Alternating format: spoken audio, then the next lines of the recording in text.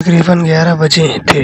चारों तरफ घना जंगल, घनघोर अंधेरा और कोहरा छाया हुआ था। दूर दूर तक कोई नजर नहीं आ रहा था, लेकिन एक शख्स जिसका नाम नवीन था, तुम बाड़ में हस्तर के मंदिर के सामने खड़ा था। वही मंदिर जिसके बारे में आप आज तक सुनते आ रहे हैं।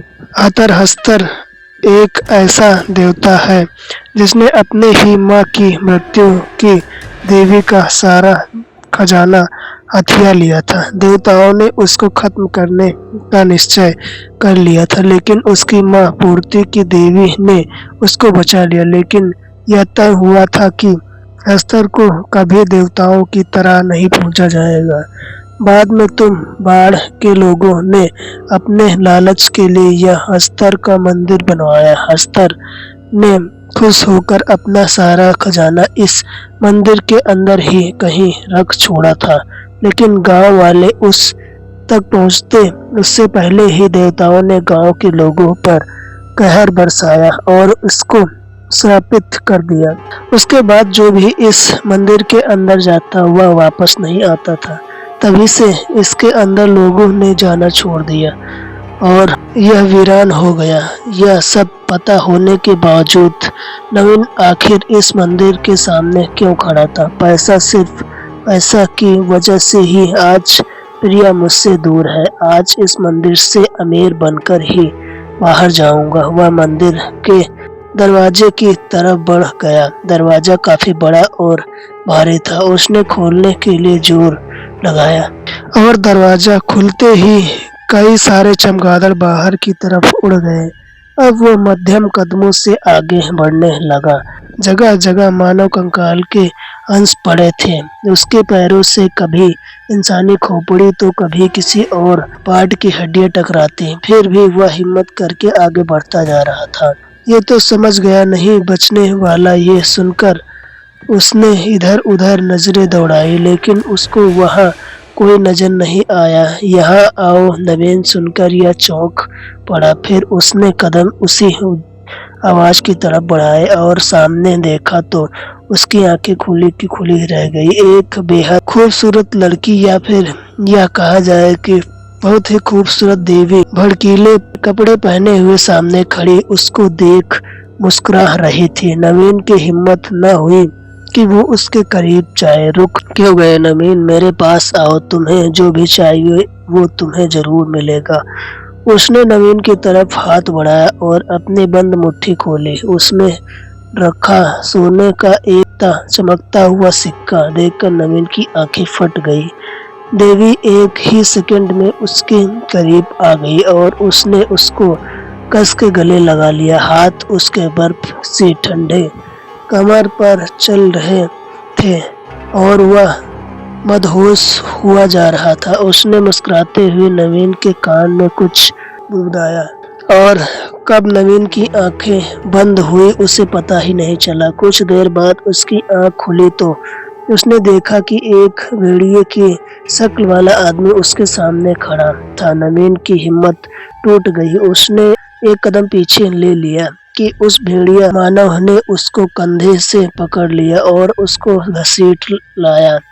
खूब खून बह रहा था। अब नवीन को लगा ही था कि उसका आखिरी समय आ चुका है। तभी उस भेड़िया मानव ने उसको एक जगह लाकर पटक दिया। नवीन ने देखा तो हस्तर की मूर्ति के सामने था। उसने अपने हाथ जोड़े और बार बोला, हस्तर देव, मैं जिंदगी भर आपका भक्त बनकर रहूंगा। सिर्फ आप ही मेरे भगवान होंगे। कृपया मुझे अपने पीछे खजाने का रास्ता बताइए। फिर उसको याद आया हस्तर की मूर्ति के सामने इस सिक्के को रखकर इस पर चाकू से हमला करना। उसने सिक्के को जमीन पर रखा और फिर उस पर चाकू गाड़ दिया और उस सिक्के के नीचे की जमीन फट पड़ी।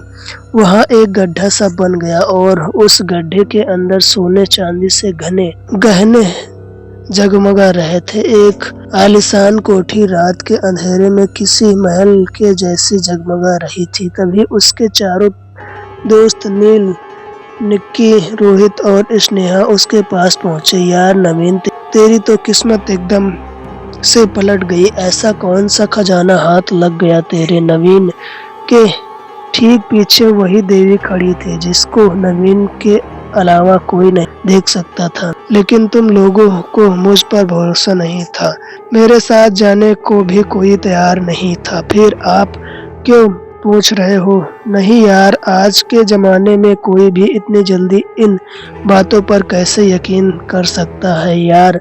नवीन, अगर ऐसा है तो इस बार हम भी तेरे साथ चलते हैं। मैं अब वही फिर से नहीं जाने वाला।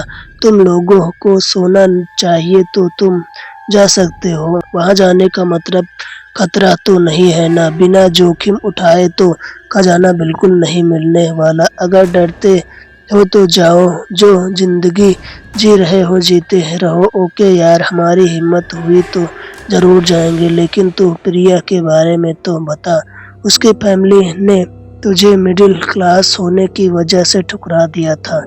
न सुनकर नवीन के चेहरे पर रहस्यमय मुस्कुराहट आ गई और उसके पीछे खड़ी उस देवी ने उसके कान में कुछ कहा। मुझे अब किसी के पास जाने की जरूरत नहीं है, वो खुद मेरे पास आएंगी।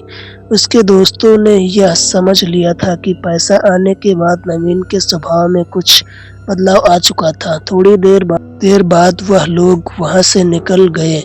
आज तो काफी लेट हो गया, कल रात हम भी तुम बाढ़ के लिए निकलेंगे। सुनकर सभी खुश हो गए। इधर नवीन भी सोने के लिए अपने कमरे में चला गया। वह बेड पर बैठा ही था कि किसी ने उसके कंधे पर हाथ रखा। उसने पलट कर देखा तो प्रिया ही थी। नवीन, अब हमें एक होने से कोई नहीं रोक सकता। पापा को तुम्हारी सक्सेस के बारे में पता चल गया है, वो जल्द तुमसे मिलकर हमारी शादी तय करने वाले हैं।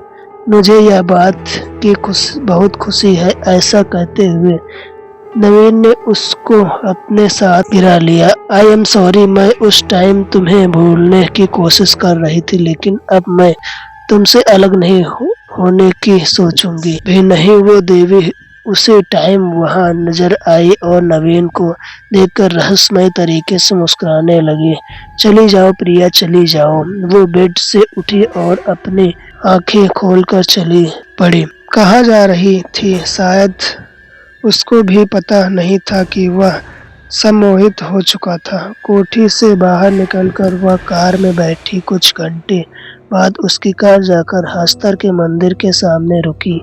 वह कार से उतरकर सीधा मंदिर के अंदर चली गई। मैं यहाँ कैसे आ गई? ये कौन सी जगह है? तभी उसके सामने वो भेड़िया आ गया, जिसे देखकर उसका दिल दहल उठा। वो प्रिया पर झपटा और उसे लेकर भागने लगा। कुछ देर बाद उसने उसके हस्तर की मूर्ति के सामने लेकर जाकर छोड़ दिया। उसने प्रिया के खून का टीका अस्तर को लगाया और तभी उसकी आंखें खुल गई।